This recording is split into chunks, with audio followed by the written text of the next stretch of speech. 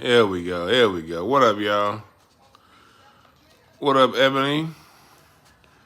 What's up, Eve? What's up, LaMel? Hold on, let me put my...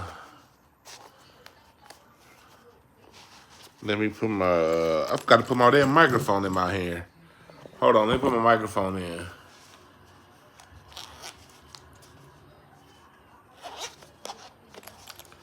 Let me put my mic in. Get a little better clarity with this mic in here. There we go. How that sound? That sound better?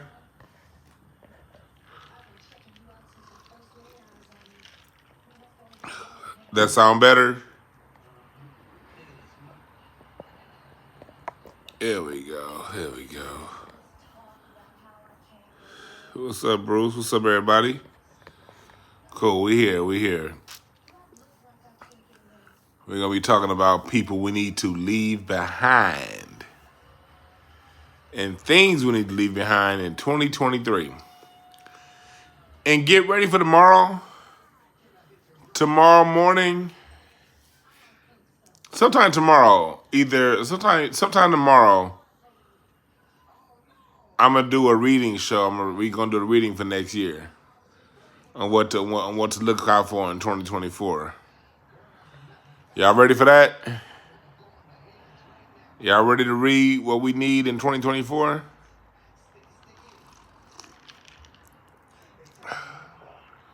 Got some boybin. Yeah, we're going to talk about that.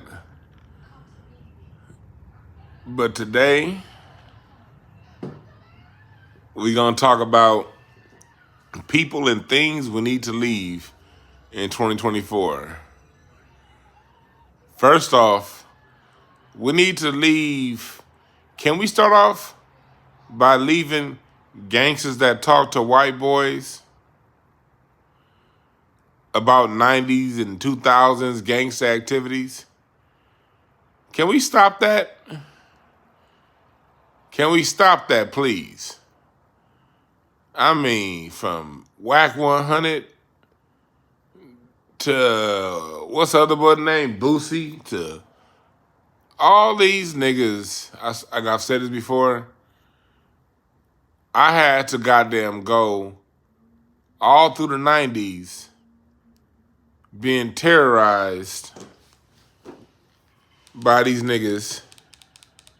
You know what I mean? Had to go all through the 90s being terrorized. You know what I mean? Can't wear certain colors. Couldn't go in certain neighborhoods. Couldn't say certain words. All throughout the motherfucking 90s. Because these niggas was like, man, this the hood. You can't misrepresent the hood. So being a square kid, I didn't want to break no fucking hood rules. Now, all them niggas that was laying the hood rules down in the 90s are on Vlad TV and Adam 22 and all these motherfucking white boys. I got somebody logging in from Lancaster, Texas. All these goddamn white boys are getting the best interviews. I don't want to say the best interviews because the interviews, they get this. First of all, even like, shout out to Art of Dialogue, I like his channel. Say Cheese, I like his channel. But even on their channels, like, the best thing I can say is at least black people are getting the money. But just the whole talking thing. I thought gangsters didn't talk. Chat room, is it just me? Is it just me? But I thought gangsters didn't talk.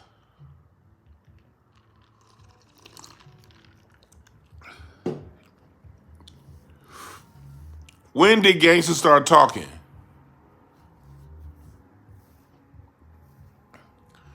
When did it become cool to just tell all these stories about who was doing what to who? See, the gangsters from the 80s You still don't see them niggas on talking. Them 70s and 80s gangsters, you don't see them niggas running their mouth. But them 90s niggas, boy.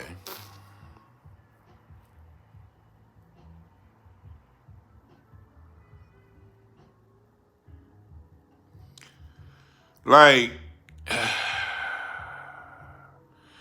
and look at what happened with that dude, Crip Mac. I don't know much about Crip Mac, never met him, never seen him around LA. I just remember seeing him online a few years ago, and he had this voice and he was talking like this.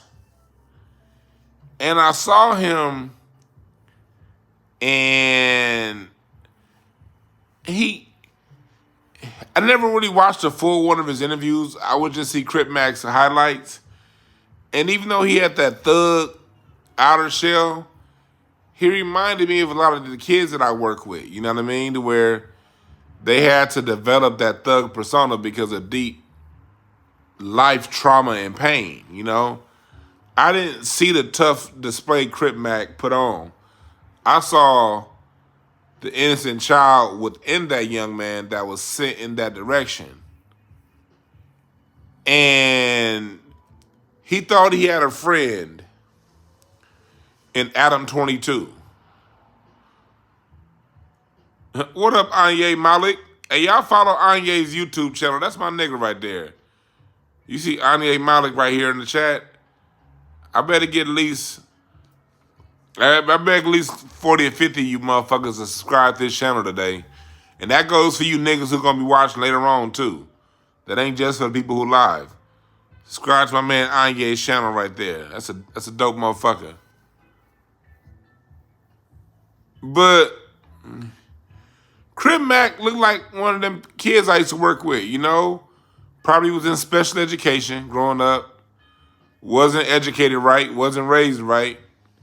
You know, probably the only source of family he had was his gang and that lifestyle. That's probably the only source of family that put money in his pockets, you know?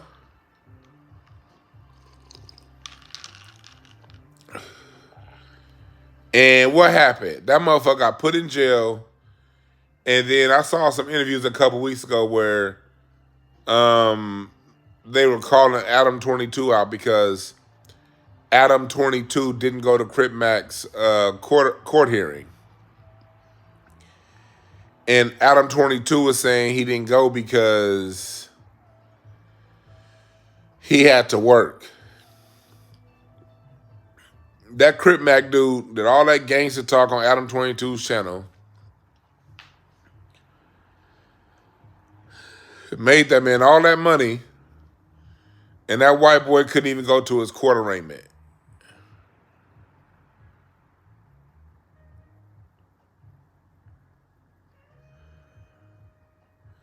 Positive influence that you thought Crip Mac was doing a parody of a gangster when he first saw him. Dog. Hey.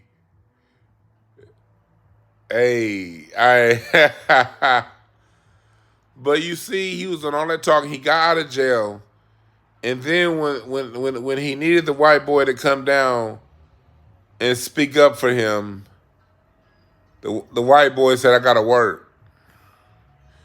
I even saw some shit where China Mac, that culture vulture, called out Adam 22.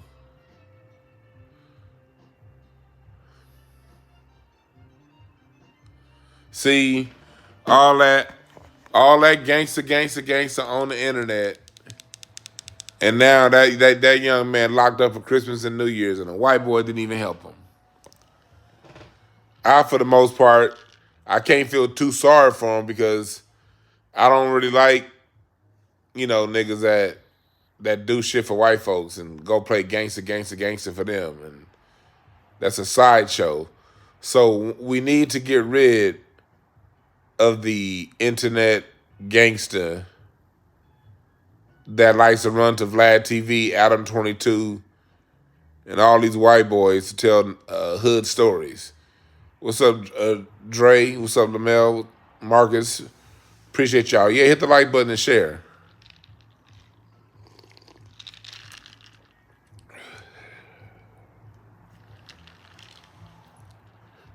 We need to get rid of them. Next level. Although the interviews can be interesting, you see channels like Bomb First, and they like Reggie White. I think he's pretty funny. You know, I don't have no issues with him or Suge Knight, but I do notice Reggie Wright and Suge Knight both, they went to white boys to tell their death row stories. Yeah, I am with you. I do watch Art of Dialogue. I do watch Art of Dialogue, depending on what he's talking about. Especially his interviews with Gene Deal. You know, he's been in a lot of interviews with Gene Deal lately. I don't even turn them other white boys on at all. At all. But you cannot help but see when you're scrolling all the clips. Even like I haven't been subscribed to Vlad TV since maybe 2019. And his shit still comes up as suggested videos. I've never been subscribed to No Jumper. Like I've never even hit the subscribe button on No Jumper. I've just seen like a couple off interviews here and there. They shit come up, you know?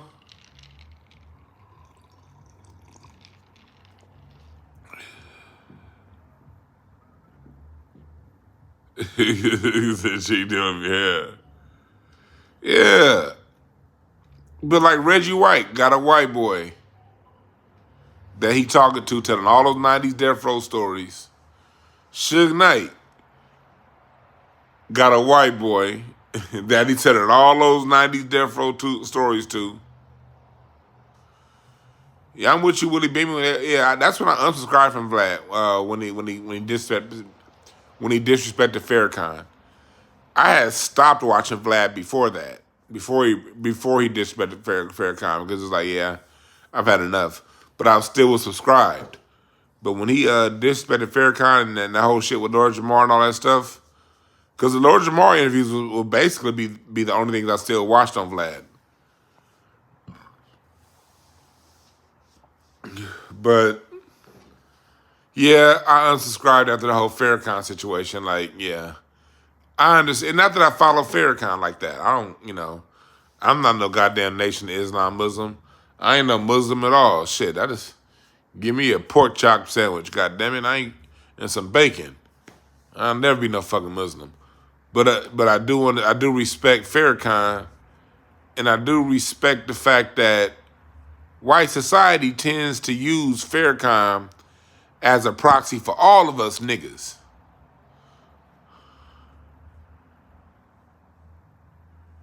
Yeah.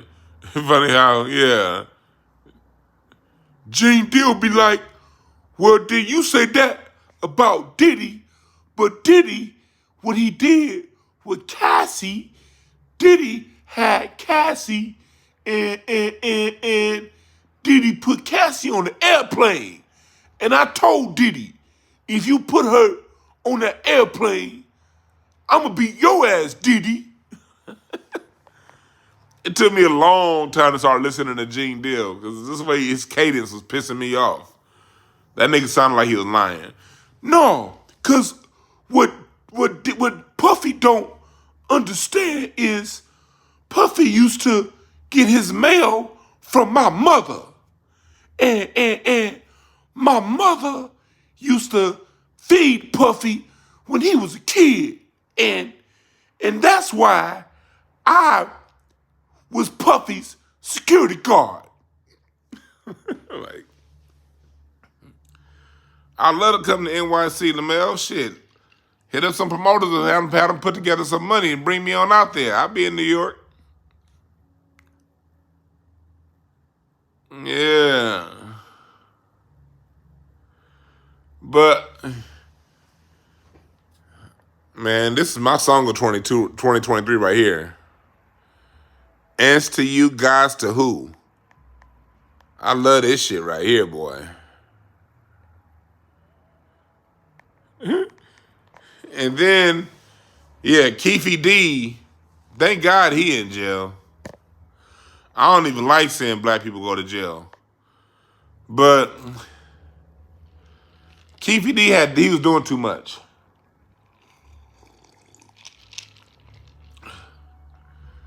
Keef dumbass. That nigga was doing way too much. Yeah. I was there with Tupac, and yeah. I was in the car next to Tupac. Yeah. And then you see that one interview on Art of Dialogue when Keef D was like, man, Puffy, man,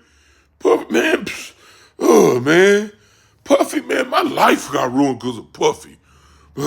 My man, Puffy, man, I was selling 1 million keys a day before Puffy. And man, that nigga can't give me nothing. I mean, he can't donate to my kids. I mean, when I saw that part on Keef D's interview, I was like, this dude's just a bitch.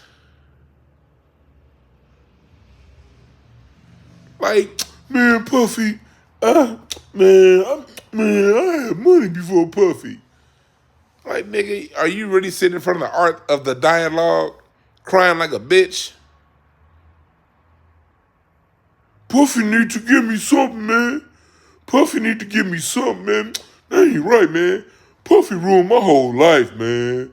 I was doing good before Puffy, man. I was doing good. Nigga, all right. But on that interview, when he said that, when Keef D said that Tupac could dance real good, like the way he was dancing as his body shook, I was like, okay, now this motherfucker, yeah, that's no respect. 25 years later, you still ain't got your, and man, nah, I ain't like that. And that nigga Reggie White, he be sitting there, Keefy, yeah, I told y'all Keefy gonna get indicted. Didn't I tell y'all that Keefy D gonna be indicted? And Jeannie deal, yeah, Jeannie always lying. Man, why should, man, Reggie, like, all you niggas need to fucking stop it. Nigga. Yeah, that's what he said, Drench Richardson. He said like Pac was breakdancing. Like, nah, bruh. Like, when he said that, I was like, yeah, nah.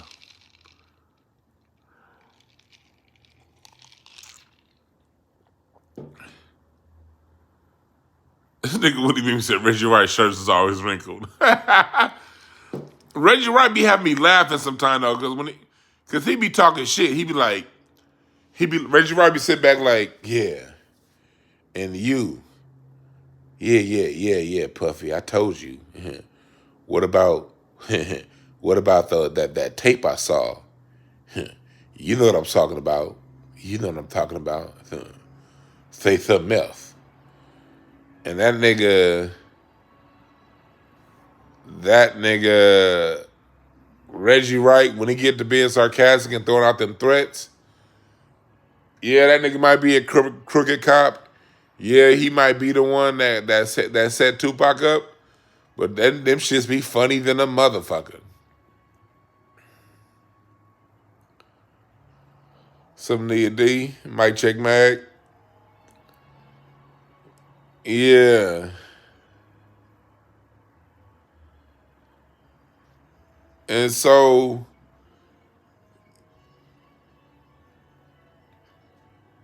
yeah, Art of Dialogue question. Art of Dialogue be like, what? So, man, do you think that? And then, and Say Cheese be having some funny questions too. But, like, again, I'm not. Look, I know people got to get their money, but it comes. What's up, Deja? Ty Marie, what's up, y'all? Happy New Year. It's like, nigga, is that my nigga Marcus Bolden? Is that my nigga? Is that the Marcus Bolden? If that's the Marcus Bowden I know in real life, what high school did you go to? Or what church you go to, nigga? Anye Say Cheese is he be interviewing Charleston White. Oh shit, my nigga Marcus. Shit. Oh my nigga, hey y'all, I got my homeboy from. I've been knowing that nigga Marcus since the 80s. We grew up in church together. Nigga, and we went to high school. That's my nigga right there. What up, Marcus? That's my nigga right there, boy. Me and that boy Marcus used to be we used to be in youth service in church clowning. Like the youth minister would be talking, and I'd be like, what up, Atticus? And then that nigga used to be, nigga, we used to call each other, we used to call each other Bible names in church. One time we was in church, I walked in the youth service, and that nigga Marcus was like, Obadiah in the building. That nigga called me Obadiah from the Bible. Like, that was nigga Marcus. That was like 30 years ago, nigga. I still remember that shit. That nigga Marcus was like, Obadiah in the house?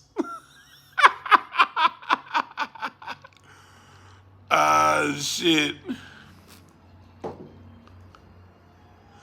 See, I used to be like that with Charles. I almost put Charleston White on this list.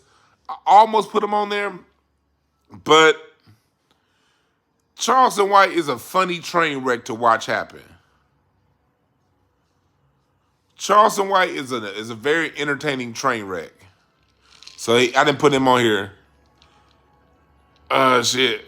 Hey, Marcus, man. Hey, dog. You gotta. I still got the. If you still got my number, man, text me, dog. I still got the same phone number for the last 30, 20. Same phone number for the last. If you still got it, my nigga, text me. If not, inbox me on one of these social media platforms. You got my email address, nigga. Hit me up, Marcus. That's my nigga right there. It's good seeing you, dog. Yeah. This nigga Marcus. We went to high school. This nigga Marcus used to. And hey, Marcus's mom was rest in peace to your mom, Marcus, man, to this day. Marcus's mom was so fucking dope. This nigga Marcus used to drive her Lexus to school. Marcus had the dopest ass mom, man. Yeah, sweet mom. Your mom was sweet, bro. Your dad too, Mac. Salute to your pops, but your pops still alive. Your mom, man, rest in peace to your moms, man. Your mom was beautiful, man. Your mom was beautiful. She was a beautiful lady. That's family right there, boy. Yeah, but like, Charles White be like, yeah. That shit do be funny. But I gotta smoke. I need some weed in my life. I need some reefer. But what are we talking about? Don't you be happy? Like, I rolled this blunt earlier and I forgot that I rolled it. Like, I've already smoked like 6 blunts today, but I rolled this one this morning and I forgot that I rolled it, and it's already still here. Like, sometimes Christmas is just having a blunt that's already rolled up that you forgot that you rolled earlier. Christmas came 360 days early for me. Christmas came 360 days early. I got a blunt that's already rolled.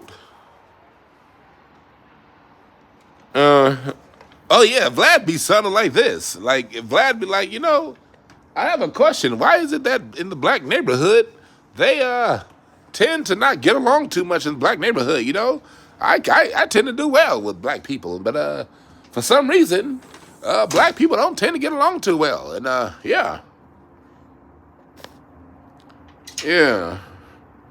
Vlad be like, yeah, I don't know. Adam 22, he's my competition, but, between me and Adam, we get all of these dumb niggas to come make us a lot of money. And yeah. Fuck Vlad.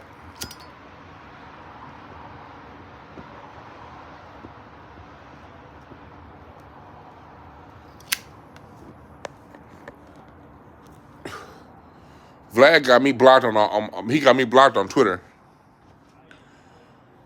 Vlad ho ass got me blocked.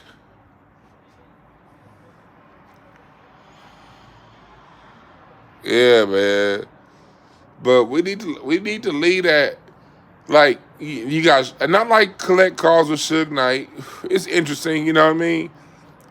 But it's funny you have all this talk around between Bad Boy and Death Row. Salute to Mason Cameron. At least they talking about sports. I gotta give them brothers credit. I don't really watch a show like that. I watch a little bit of it, but because I'm not really on sports like I used to. If I was still on sports like I used to be on sports, I'd watch Mason Cameron. I just don't care about sports like I did 10 years ago. My nigga Anye. I used to see my nigga Anye every time I was making a left on Slauson and Overhill. I saw that nigga by La Louisiane. Back in the day, 2013, I see Anye be crossing the corner on the same corner where Nipsey would be selling his CDs. Yeah. But anyway, like now it's like Ari when Death Row and Bad Boy was beefing, I was in high school. I was in middle school and high school when Bad Boy and Death Row was beefing. And those are the years, we're talking about 95, 94, 95, 96. I was living off Crenshaw and Rodeo, Chesapeake to be exact, 1 block over from Dorsey High School, BPS neighborhood. The Jungles was right down the street. I'm gonna tell you why I feel so strongly about leaving these people behind in 2020. These gangsters, these talking ass gangsters. I'm a South Central LA nigga. I'm a South Central LA nigga. Marcus, to tell you, Marcus in the chat room, me and Marcus went to church together. Marcus, tell these niggas the truth. What I'm saying is 100%, nigga. 94, 95, 96, we was in church on Wednesday night off Adams and Hauser, in between Hauser and Redondo. And we used to hear machine guns going off in youth service outside or down the street, nigga, regularly.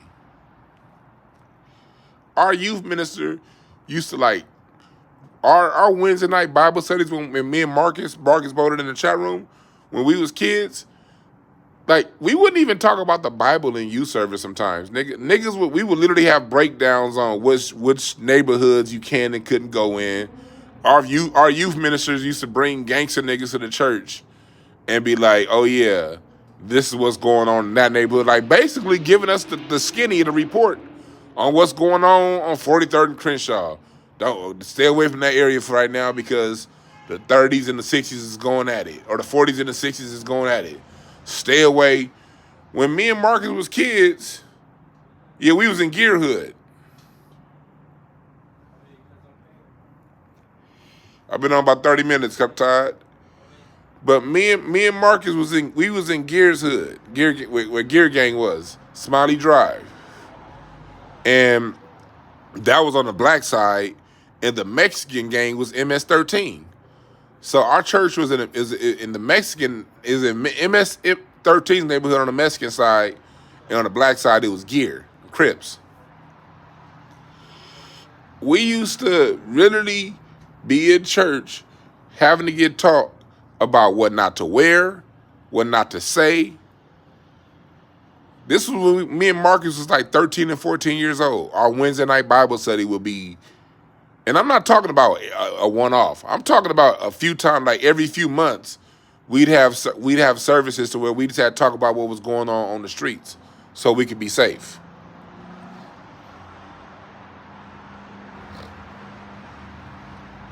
Yes, the shadow ban is real, Eve. What's up, Nashville? So this is the environment I grew up in. When Suge Knight and Reggie Wright and Keef D and all these gangster niggas was patrolling the streets of South Central LA, cats like me and Marcus, I'm in the dark, Anye. The lights is over there. In the house, in the crib, I'm on the porch. You know, the wife in the house. I don't smoke in the house when the wife is in the house. You dig? When the wife at home, I smoke outside. Part of the cost of being married. You know what I mean? I can't smoke in that with now when my wife ain't. Between me and y'all, don't say nothing when she around. But between me and y'all, when she gone, I be smoking like a motherfucker in the house. But when she here, I smoke outside. But that's we used to be into that. We used to be in the middle of all that shit. And those was fun times. When me and Marcus was in church, when we used to have our Friday night church lock-ins, they wouldn't play no fucking gospel music. Them niggas was playing Bad Boy. Them niggas was playing Death Row. I remember listening to the Chronic in youth service, not youth service, and on the Friday night lock-ins at church. Them niggas was playing the clean version of Doggy Style. You know, that's part of growing up in LA. You know, the Friday night youth service lock-ins would play the clean version of the Chronic with no cuss words. But anyway, we had to grow up in that time. And now you have a whole industry of niggas online making white boys rich off that hell we had to live through during those times. Tupac is dead, Biggie is dead, and you got all these white boys making money off those two dead men. Like, have you noticed the Tupac Biggie industry be making money hand over fist online, man? And this is long before Keef D got arrested.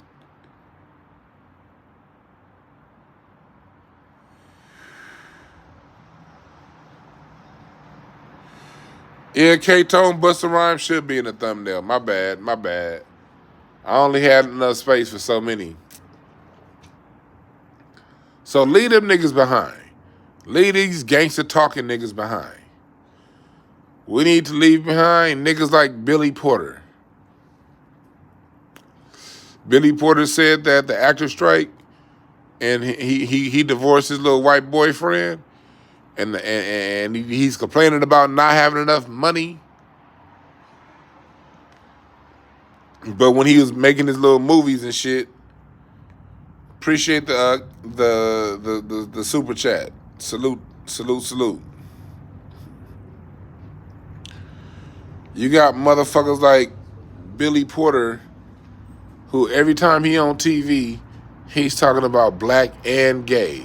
And remember a few years ago, Billy Porter was talking about the black community is just as against him as the white community and racism. Remember that? Billy Porter, when he was on top, he was talking all kind of shit about black people. Now his ass got broken up by his white boyfriend and his money running low. Now all of a sudden this nigga want to come to black folks and be like, I need help. Nah, nigga. Go to the gay community. They should have your back in more ways than one. When that nigga was making little bullshit movies, he was, and on top, all Billy Porter was doing was talking shit about black people.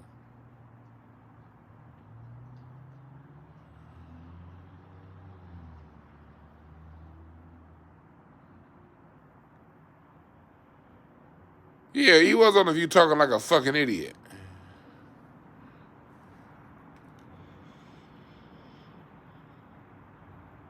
So,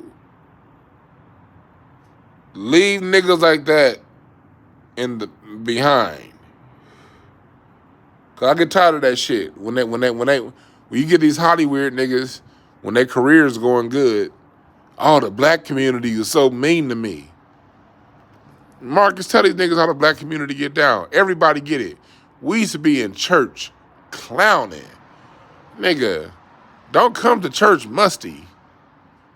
Nigga, don't come to church and your hairline is crooked when we was kids. Of course, school is take that, yeah, that's a given. The lunch table was at school, that's a given. It's gonna be jokes being told. Nigga, but we was telling jokes in church. Come to church with a crooked hairline on Sunday morning. Nigga, you are getting it. The black community got jokes, motherfucker.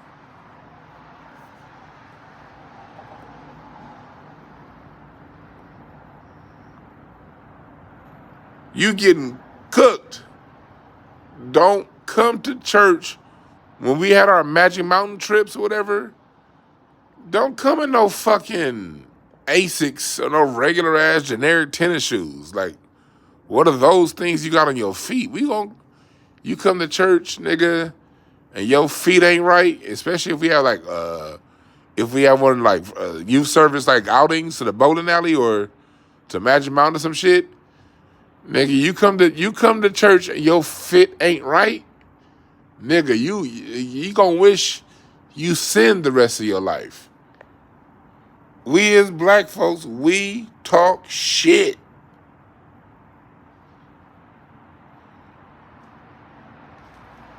Hell yeah, we roasted LA Gears. Like, niggas, you better not come with no fucking LA Gear Karl Malone catapults.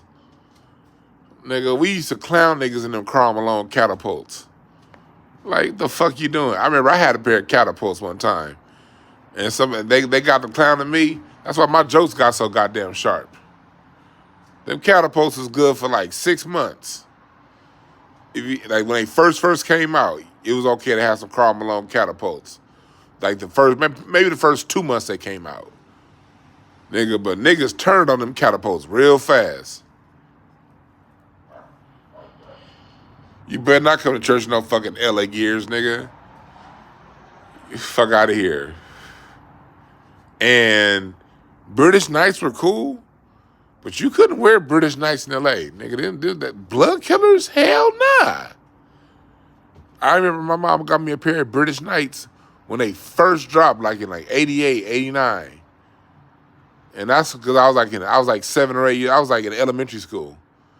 Nigga, but by the time you get to middle school, you better not wear no fucking British Knights. Fuck out of here.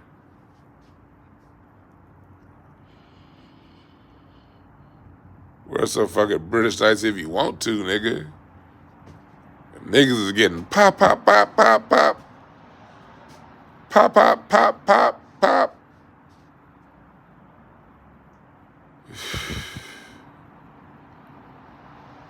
Nigga, you better not come to church dressed like that, nigga. No. I remember when we played football. It was on the football team at Westchester High School. This is like 97, 98. We had some new dude come that was somebody that was new to the school. This nigga came to practice in these short ass shorts. He was a field goal kicker. He was trying out to be a field goal kicker. And he had these like little ass shorts on, right? This nigga had like some thigh high shorts on. And you know, this is like 98, 97, 98, when basketball shorts, nigga, was going to your calf muscles. You better not see a nigga's knees. In high school, you better not see a nigga's knees with no shorts. If we saw your knees, nigga, you was on some John Stockton shit. We was like, nah. We claim, you bet, in the late 90s, you better not ever see a nigga's knees with shorts on. And y'all wore shorts. What's up, nicey girl? At least, yeah. But it was this one nigga that came to practice, Marcus. He had these short shorts on. And Marcus, I don't know if you remember Leo Knox. Remember Leo? Leo was funny as fuck. Leo was like, hey, everybody, Look at OG Hoochie Buff Cuz. Cause the nigga was swole. He was a swole ass, like, dude, he was swole as fuck. But he had these short shorts on. That's how much we clown as black folks. Nigga was in shape, swole. This nigga was like, hey, everybody, look at OG Hoochie Buff Cuz. Nigga, I'll never forget that, boy. He called him Hoochie Buff Cuz. Cause the nigga's shorts was too short. And then you got these people like Billy Porter and these folks. I ain't got no issues with gay folks or trannies and transsexuals, none of that shit. But y'all gonna get clowned too, nigga. Everybody get clowned. That nigga was like, that's OG Hoochie Buff Cuz. See, in the 90s, niggas at our school, at Westchester, niggas threw cuz on the end of everything that was funny. Or just describes like, hey, look at cuz over there. I never used the word cuz, because I grew up in BPS hood. That's a blood neighborhood. So like all my friends, everybody I knew, everybody said cuz. Well, half of you niggas that went to Westchester lived in Inglewood. So why did them Inglewood niggas say cuz so much? That made me think about it. Yeah. Yeah. You see when Payless said we don't wear a size over 12? Yeah. Payless was all good in elementary school, man, but I remember Payless stopped being good. Let me tell you when Payless stopped being good. And when the Jordans were already out. But it was when them Reebok pumps hit. When them Reebok pumps hit, yeah. At that point, you can no longer be cool in Payless. You may not be able to afford Jordans. You may not be able to afford Reebok pumps. But you better not be in no fucking Payless.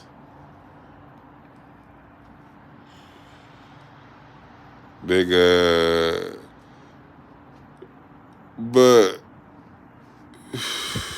nigga, we need to leave that behind. This is what else we need to leave behind in 2023. We need to leave the mindset that black people are a monolith. Can we leave that behind? Can we respect each other's differences, political, and still love one another? Can we do that? Because I got certain people that I vehemently disagree with them politically, but I still love them. Can we leave behind petty differences splitting us apart? Can we embrace forgiving other black people the way we forgive white people? Or am I just too high? Is that this blunt talking? Or is that possible? He said, nah, we all the exact same. Can we be cool being different? Because I don't know if y'all notice that, like, I do it with my music talk all the time. If you notice with my music talk, I show love to everybody from DC to New Orleans to Philly. I talk shit about New Yorkers because it's fun, but I still give them the credit where it's deserved. I talk about Chicago, Detroit, because I hate this regional beef and shit that we do in music. Can we get rid of regional beef in music? Can we get rid of regional, man, I don't like somebody because they from such and such? Can you punk ass New Yorkers embrace somebody that's not from New York as a top rapper? Can we do that?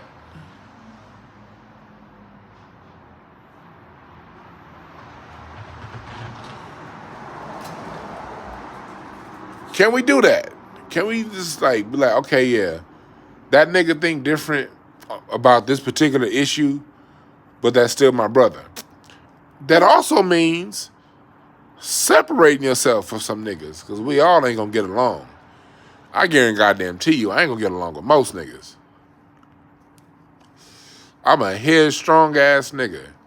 I ain't gonna lie. I'm not gonna sit here and lie to myself. I'm very self-assured, and that means, and I could be very pig-headed sometimes, and I could be very, I could be very in my own world, and I could be a know-it-all sometimes.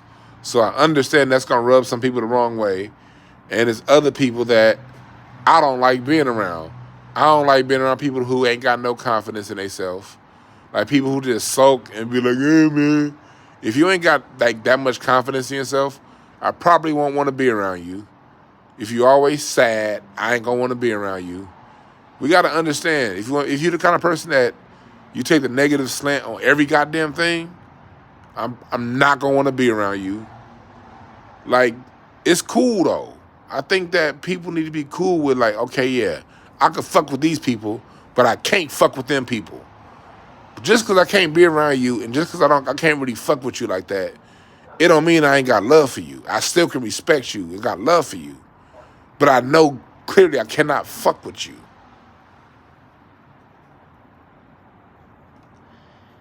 It's some people I just can't fuck with.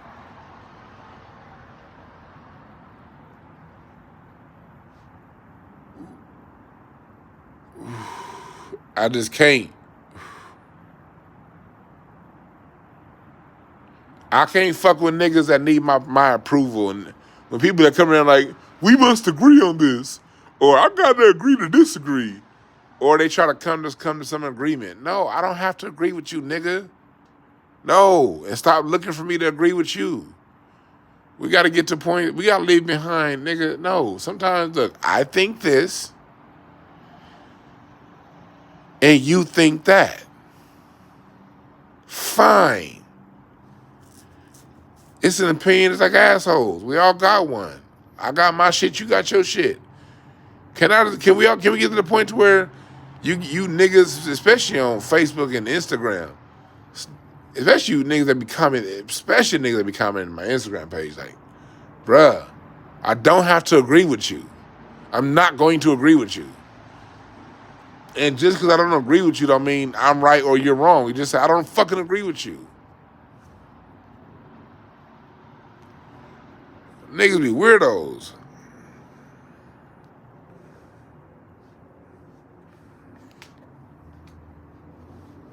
Yeah.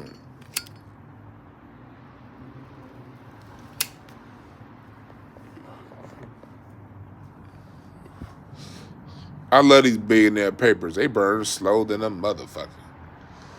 You see this motherfucker been burning for 20 motherfucking minutes. It's only halfway through. This blunt usually burns 30 to 40 minutes.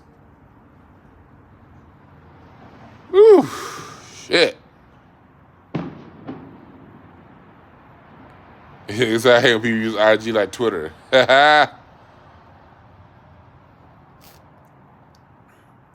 Yeah, we don't have to. And then don't be. And we also another thing we gotta leave behind is sensitive ass niggas.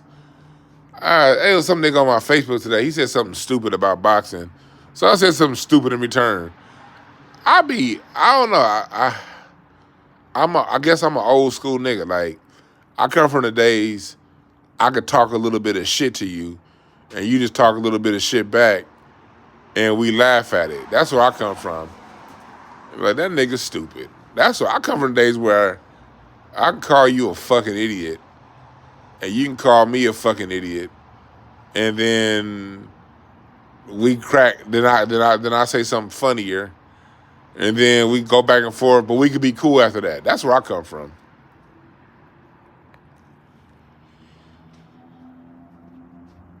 Like, in today's world, you have niggas. Yeah, they burn slower than King Palm Slider Bite. Yes, they do. What's up, Big Steve J? Yeah, the billionaire hemp raps. That's what the fuck I fuck with. This is watermelon, man. These are the watermelon raps that I got this on. But niggas need to be able to not to we need to be able to to get along with, to like, know who you don't get along with and be cool with it. But we shouldn't need another man's validation all the time. As fellas, we should be able to think what we think, and that's it. You don't need my approval. I don't need your approval. But if you feel how you feel, you need to be secure within that. And me, as a man, if I come around you and you feel how you feel and I feel differently, but I know you feel secure than you feel, I feel secure than how I feel, then I can respect you without ever agreeing with you. I can respect you thinking that, nigga, that shit sound dumb than a motherfucker. But he believe it.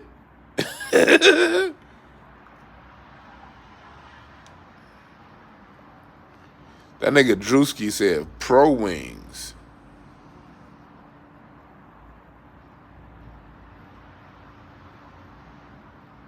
Pro wings. Yeah, them pro wings. Man, I swear to God, hey, Anye, I swear to God, if I could find some size 13 Hulk Hogan hologram pro wings, I'd rock them hoes tomorrow. I swear to God. If I could find some size 13 Ultimate Warrior, like, remember the shoes where you have like Hulk Hogan and you press it, one side his hands is up, the other side his hands is down? If I could find some of them Hulk Hogan with the two straps in a size 13 hologram pro wings, nigga, what? I'd be like, fuck what all y'all gotta say. I'm rocking these hoes. Nigga, give me some Hulk Hogan holograms today. Yeah, I might be wildin', nigga. Give me some He-Man holograms. Yes.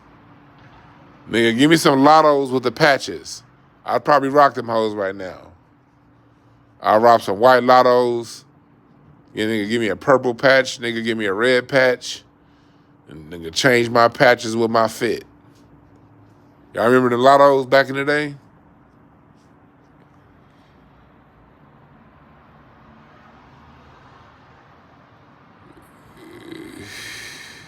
That's what I had, nigga. See what we was on, and my nigga Marcus in the chat, that nigga used to dress smooth. Marcus used to rock them Sauconys. Late 90s, LA, niggas had whatever shirt you had a matching pair of Sauconys. White with whatever the trim was, it was white Sauconys. It'd be with a lime green S, and niggas would have on a lime green Yankees jacket. Nigga, white Sauconys with a khaki S, niggas would have on a khaki, hoodie. We was on them Sauconys in LA in the late 90s. Hilfiger, we was wearing Hilfiger. See, what we did here, going back to them Tupac days, and then at post-Tupac days, niggas stopped wearing all that gangster shit. The gangsters started wearing Tommy Hilfiger and Nautica and Polo Ralph Lauren, nigga. Niggas was wearing polo jackets talking about last night's episode of Martin. Mm-hmm.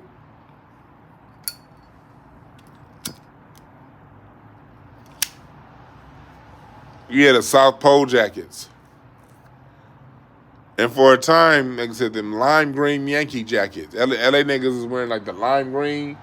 It was like the neon color Yankee jackets. They had the neon red, the neon green, the neon blue. Niggas was rocking them neon Yankees jackets.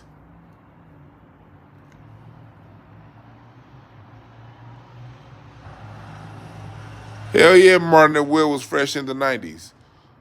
Martin and Will always had the coldest J's. Martin and Fresh Prince. Fresh Prince and Martin always had the coldest J's. Always. Yeah, and the Hornets jackets, nigga. My nigga. The Hornets jackets, yes. Yes, yes.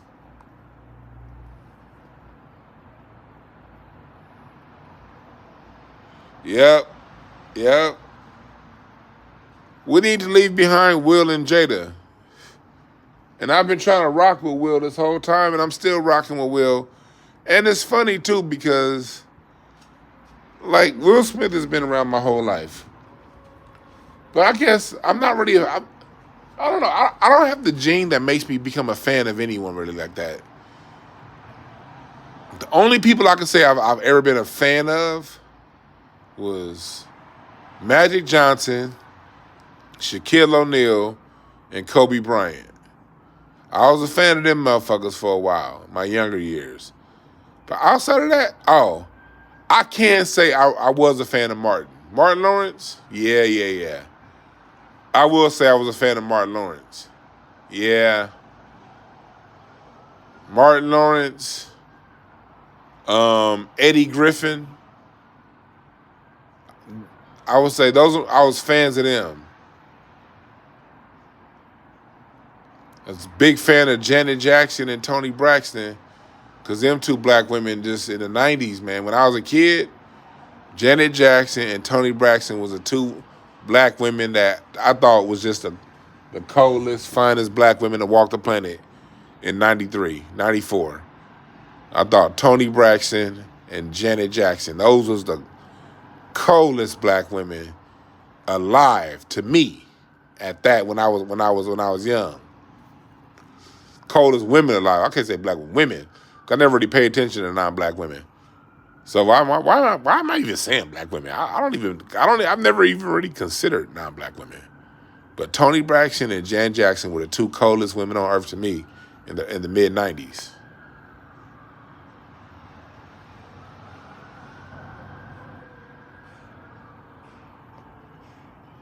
Man. But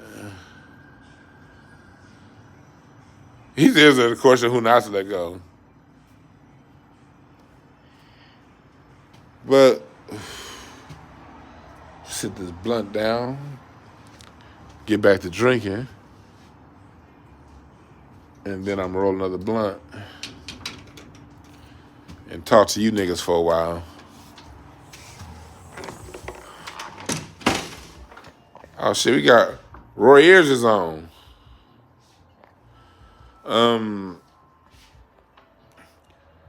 But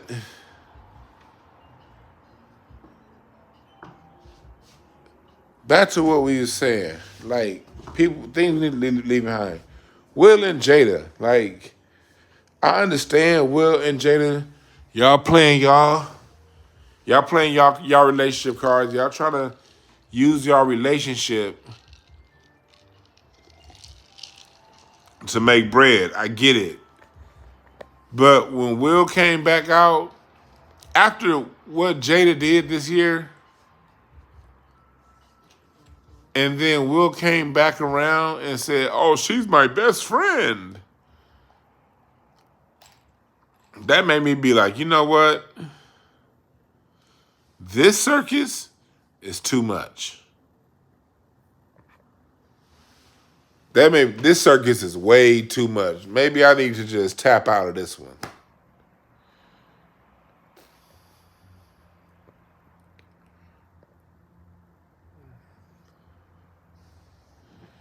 Hey, Biz Marti, when Janet came out with that's what made me fall in love with Janet. When she came out with that album cover with old boy holding her titties, nigga, that's all a 12-year-old boy needed to see. I almost got to see a titty. That's all I needed, nigga.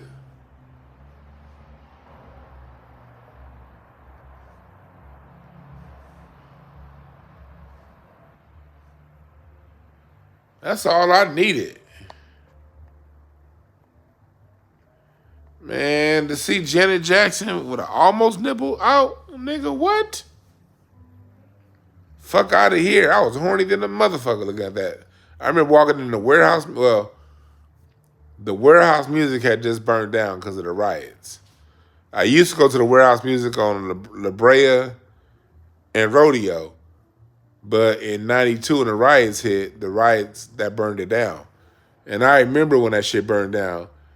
Marcus, I don't know if you was there, but I remember the riots started on a Wednesday night. And my mom still had us go to church. We used to have Wednesday night Bible study. The day the riots started, I'm hearing all these helicopters fly and police go by. I'm in the backyard on my slip and slide, my crocodile mile. My grandfather bought me one gift in my life. And the one gift that he brought me was a crocodile mile. It was like a slip and slide. When you went down the little thing, it was like a little hump. And so I got my slip and slide, and I got out of school. I used to walk home from school, Coliseum Elementary. I walked home from school. I laid my slip and slide out in my backyard, and I'm sliding my ass up and down the street, and there's helicopters and shit. And then my sister and my brother get home. They went to Palisades High School. And I think this one they was still at Parvier. No. Were they at Parvier? No, they were at Palisades High. They were at Pally High. And they get home. My sister come in like, Dwan, what are you doing back here? And so I go inside. I see Reginald didn't get his ass whooped. And then I'm like, oh shit, let me put my slip and slide up. Nigga, that night, my mama still had us go to church. And we watching all this shit burn down. And then right when we making that right turn, we on Rodeo Road going west. We on Rodeo Road going west, making a right onto the Brea going north. And right as we making that right, I look to my left, and the motherfucking Warehouse Music, the same Warehouse Music that I bought Ice Cube's Death Certificate and Michael Jackson's Dangerous CD from. I see that shit burned down. Because my mom wanted to go to church when the riots hit. So when Janet dropped in '93, we had to go to the Warehouse Music over in Ladera Heights at the Ladera Center. We had to go to that one. And all I remember was when I walked in, I saw Janet with her hands up and her titties being held. I was like, man. And then she dropped that Anytime, Any Place.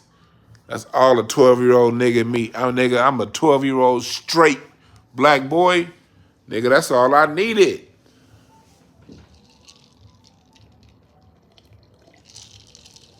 I was a fan of Janet Jackson ever since. Rhythm Nation was cool, but when I almost saw them titties, that's when she became my favorite.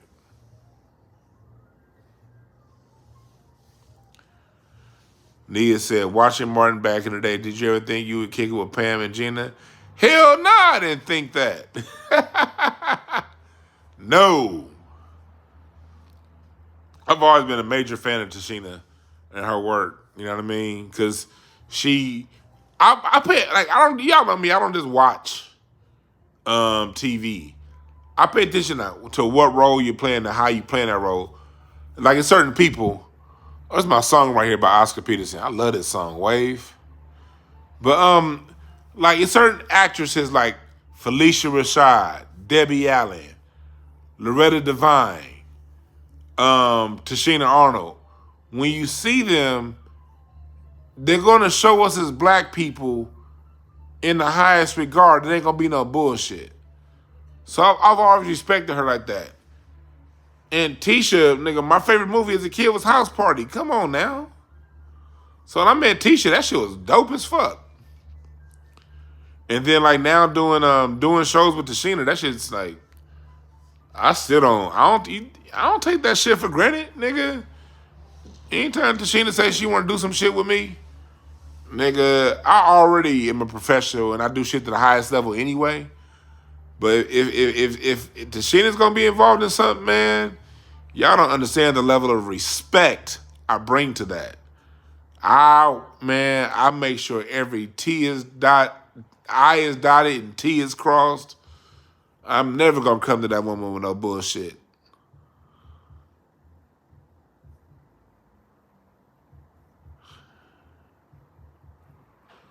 Yeah, like Tashina, that's my nigga right there. But yeah, nah. But hell nah, I didn't think I'd be working with Tashina like that. No. That shit was a surprise. And to know that she listened to this show, I'm like, Tashina Arnold listens to my show? What the fuck? That shit flabbergasted me. I swear to God. Still does. Because she's one of the ones I respect. You know, contrast to what I've said about other actresses and actors in their roles, you know.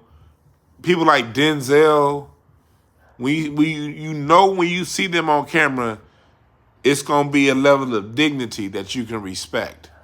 And that's what I love most about how Tashina's done her career. You know what I mean? She's at the highest regards to me, you know. Like she's our Marla Gibbs, you know?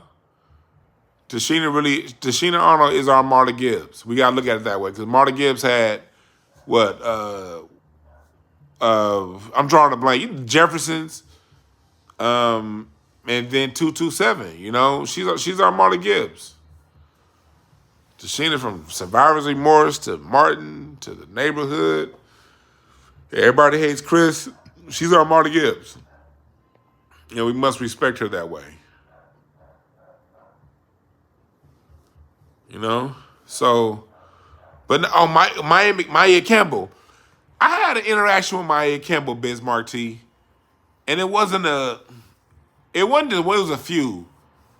And I've never said this on the show, on my YouTube, because I don't like talking when I see people in a bad light. But I hear she's doing better. But this is 2010 when I first started doing comedy. This is back when I met Big Jai, my camera guy, my director for my documentary, Hood News, Hassan, Craig, London Brown, all your whole All Deaf Digital crew. We were all in the comedy union circa 2010. Doughboy, everybody. Well, not really Doughboy, but Teddy Ray, Brent Taylor. I used to host there, and Brent Taylor was my DJ. Well, before I started hosting there, I did security. So I would do security, check everybody's IDs, pat them down, let them into the comedy club. The host would get going, and then once everybody's seated, I would get on stage and do 3 minutes.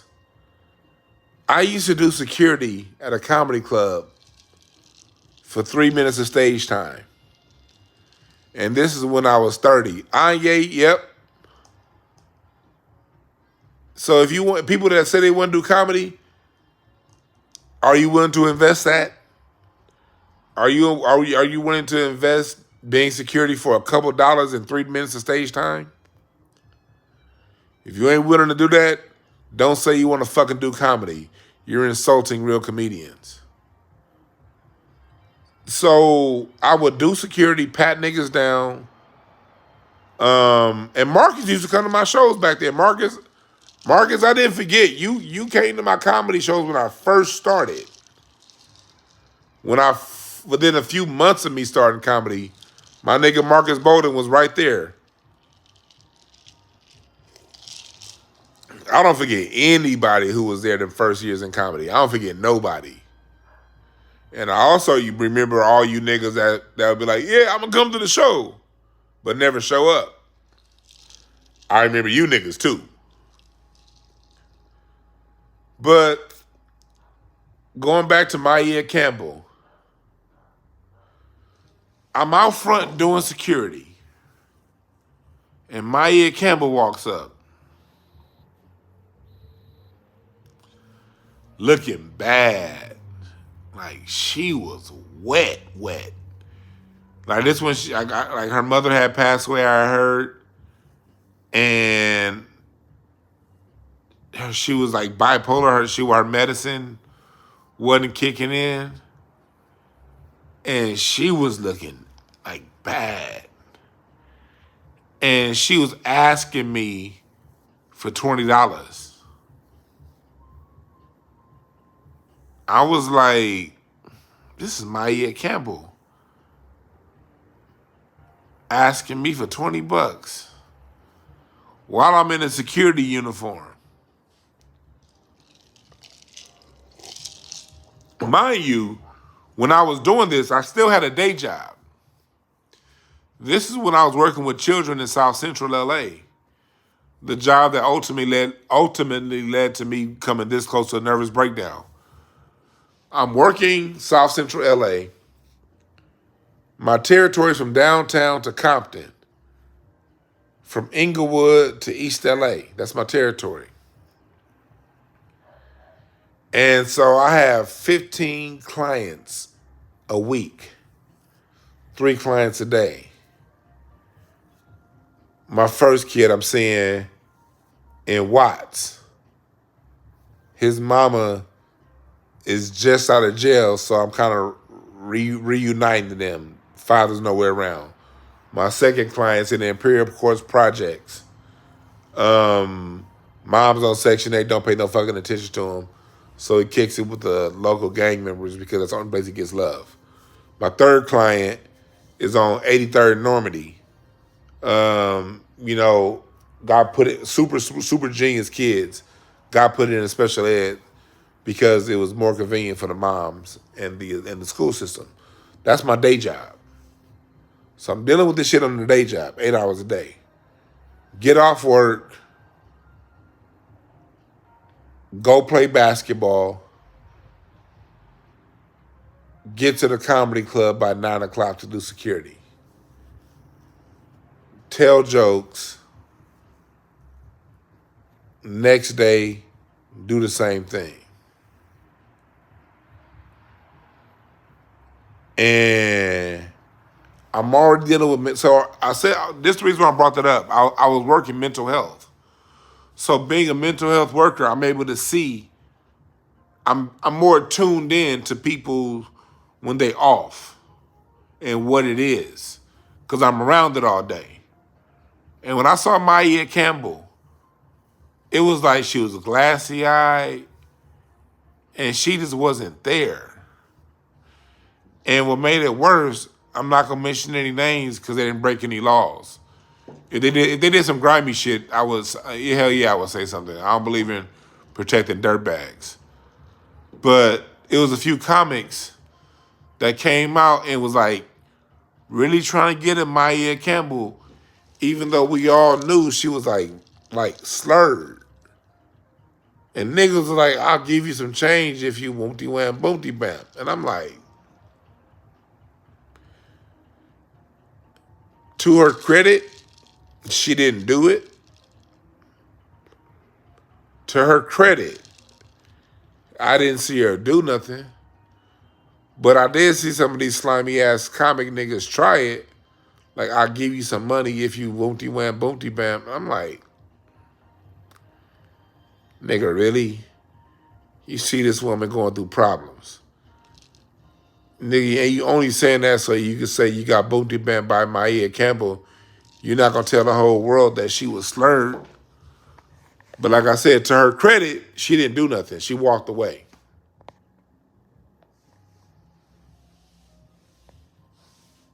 And I saw she would come by the Comedy Union on Monday, every Monday for like 2 months, 3 months.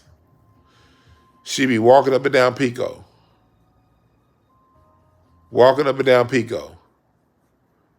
From that Lucy's to Okie Dog on down. Yeah, Corey was right about these comics. Some of these comics are dirtbags, man. I don't really fuck with a lot of comics like that. I don't hang out at comedy clubs. I really don't. I hang out on Monday nights at the Improv, but I don't really hang out at comedy clubs like that. These comics are a lot of these comics are dirtbag niggas, man.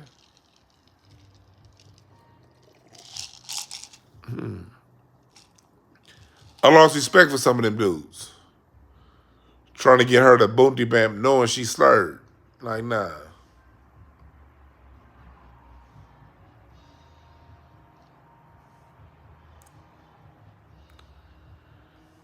Yeah, so, but I say that with respect to Maya Campbell. Again, a couple of them dirty ass comics tried it, but she didn't do it. And I know she didn't do it because them niggas came right back into the comedy club. That's how I know she didn't do it. They marched their asses right back inside the comedy club, and I saw her walk down Pico. Nobody dipped any corners.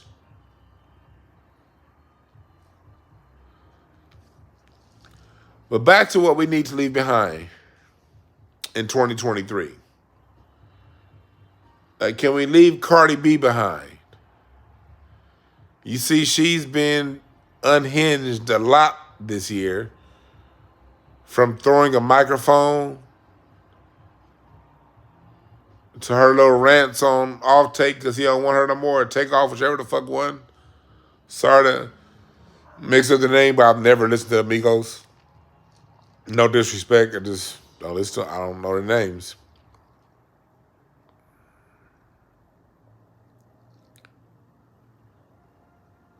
But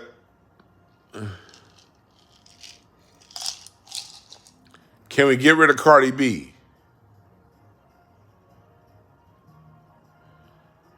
Hey, Anye, I'm going to want you on my next museum show. The next Hidden History Museum show. I'm telling you right now in front of everybody, Anye, because my mind be everywhere.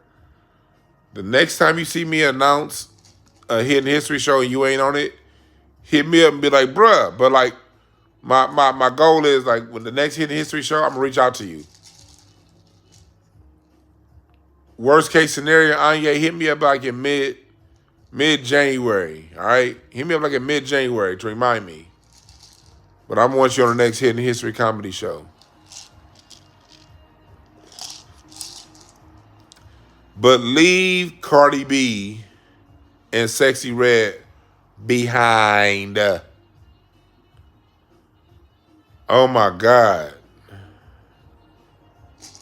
Oh, he just gave me a text. Yeah. Like, I'm gonna be. I still got you. I still got you locked into my phone, Anye. I still got your number locked in. I see. I didn't know I still had it, but you just text me. I still got it. Yeah. I just got the text. I should be. I don't know when the next show is. I think it might be like, I don't know if it's gonna be in January or February. I'm sure since no announcements have been made, it'll probably be in February. But yeah, I got you. But yeah, that's right, Aries. What's up, Aries, in the chat room? How long you been up in here? Yeah, bye, Sleazy Red and Cardio Sneeze. Like,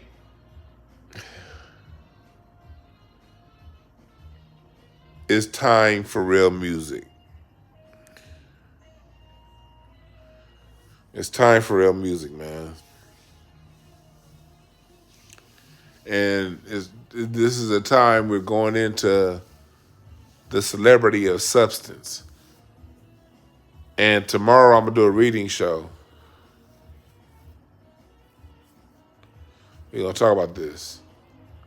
But Cardi B, Sexy Red, that style celebrity, just no substance at all. I think we've devolved enough.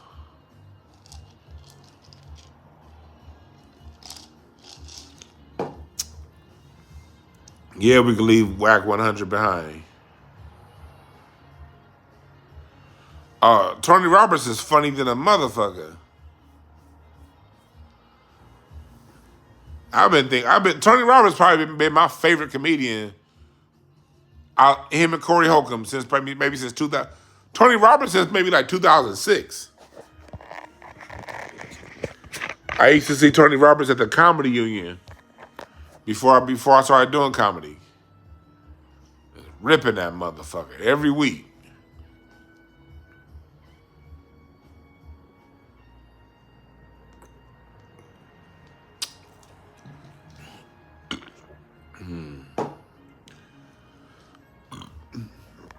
You said Robert Glasper reminds you of KRS-One. How? They noses, those is two different sized noses right there. I don't see how.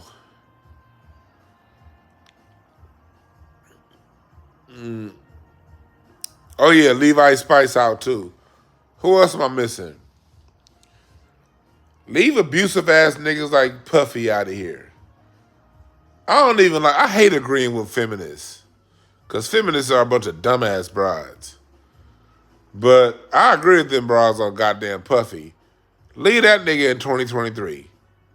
He helped kill R&B, and when he got it, when he got his chance at having power, he abused black people.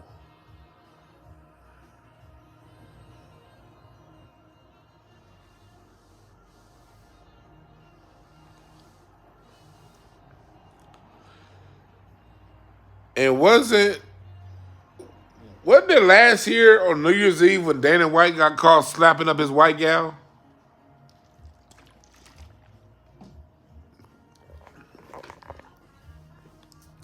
Can we leave behind all these niggas that say we need to do better, but they don't mention people like Dana White slapping up his white gal? But like, nigga, like everybody got problems. All you old we need to come together ass niggas. We need to leave you motherfuckers in 1967. We just need to come together and do better. Nigga, if you don't shut your Al Sharpton inspired ass up.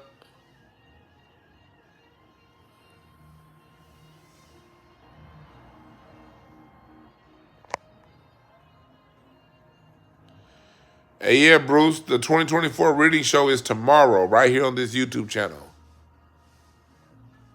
The 2024 reading show is tomorrow.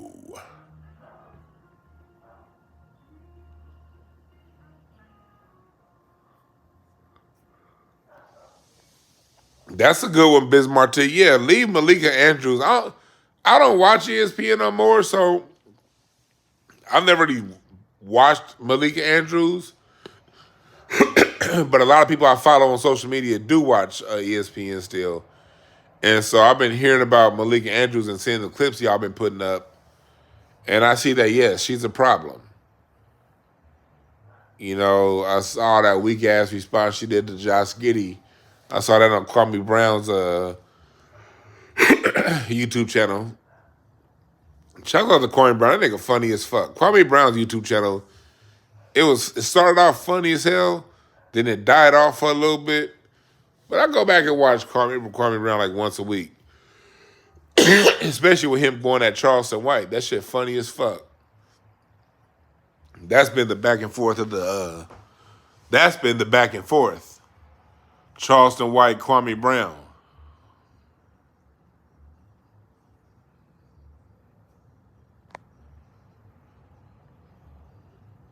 Yeah. She said, lead the BBLs in 2023, ladies. Huh?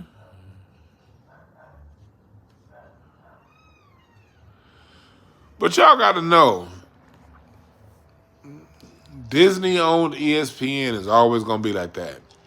You can get rid of before Malika Andrews, it was Aaron Edwards. Not Aaron Edwards. It was a white lady. It was Jamil Hill. Jamil Hill was just as bad. It's all just varying degrees of bullshit. You had Sage Steele. That's her name. Before Malika Andrews, it was Sage Steele. So you'll get rid of Malika Andrews, and it'll be another one, black male hating one behind her. You gotta get rid of the system. You gotta divest from ESPN. I don't watch ESPN no more. I stopped watching ESPN a decade ago. Yeah, Rachel Nichols and yeah.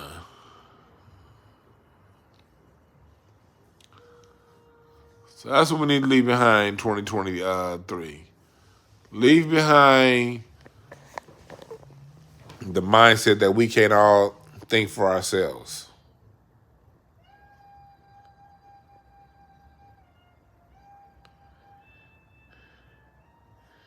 Leave behind all that shit.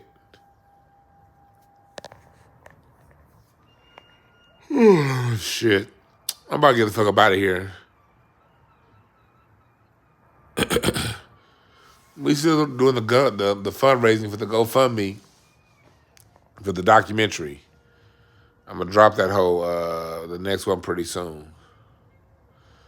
But I need your motherfucking help.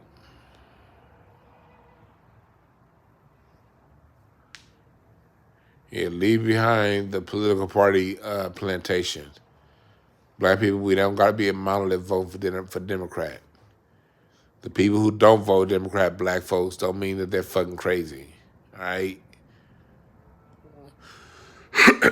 we need to love. Let's go into 2024 loving each other for the things we can agree on and can be a part of, and then for the people you can't be around like that, just don't be around them. We're not a monolith, black people.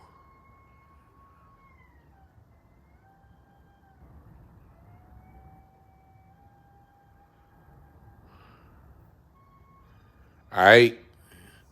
Go to the DwannB for all the good shit. And remember, there are no perfect messengers, only perfect messages for those willing to pick up the game. I'm out.